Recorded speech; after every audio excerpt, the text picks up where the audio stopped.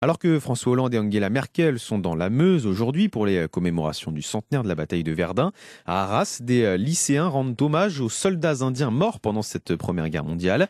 C'est une histoire un peu méconnue. Ces soldats indiens combattaient aux côtés de soldats britanniques plutôt. Et jeudi dernier, des élèves du lycée Guy Mollet d'Arras étaient accompagnés de jeunes indiens pour une cérémonie d'hommage. Bastien Desenin qui a assisté à la commémoration. Au milieu des murs recouverts des noms des 4847 soldats indiens morts dans notre région et dont les corps n'ont jamais été retrouvés, Mandy, ses camarades et des élèves indiens venus pour l'occasion récitent des poèmes en mémoire des combattants. Ils sont partis au combat en chantant, ils étaient jeunes, le corps leste, le regard franc, ferme et ardent. Jusqu'au bout, ils surmontèrent les épreuves avec loyauté, pour finir par tomber, le visage tourné vers l'ennemi. En plus des lettres de soldats, une complainte à la cornemuse est jouée avant les hymnes nationaux indiens et français chantés par les élèves. Une cérémonie simple mais marquante et importante pour Yanis, 15 ans. Pour remercier les Indiens qui sont venus se battre pour nous pendant la guerre. Parce que l'Inde c'était une colonie anglaise, donc ils devaient venir pour aider l'Angleterre. Une commémoration préparée pendant un mois avec leur professeur d'anglais dans le cadre du jumelage avec le lycée Mayo situé à Ajmer en Inde.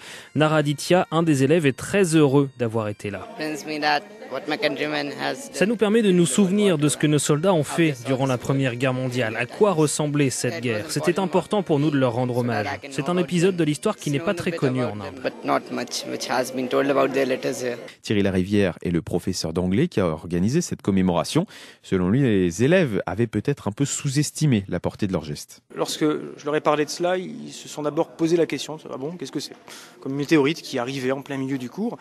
Et progressivement, ils ont compris. Ils ont pris cela d'abord, je pense, comme un défi personnel, voilà.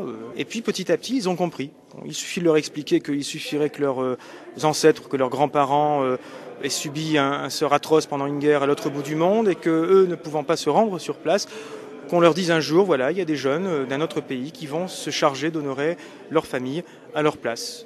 Et ces élèves, je crois qu'ils ont très vite compris que, ils avaient un rôle extrêmement important et que le message sera relayé en Inde et on peut espérer que les descendants de ces soldats, s'ils entendent ce message, je pense que ça leur fera grand plaisir. Au total, 90 000 soldats et 50 000 travailleurs indiens sont venus en Europe pour participer au combat et à l'effort de guerre pendant la Première Guerre mondiale.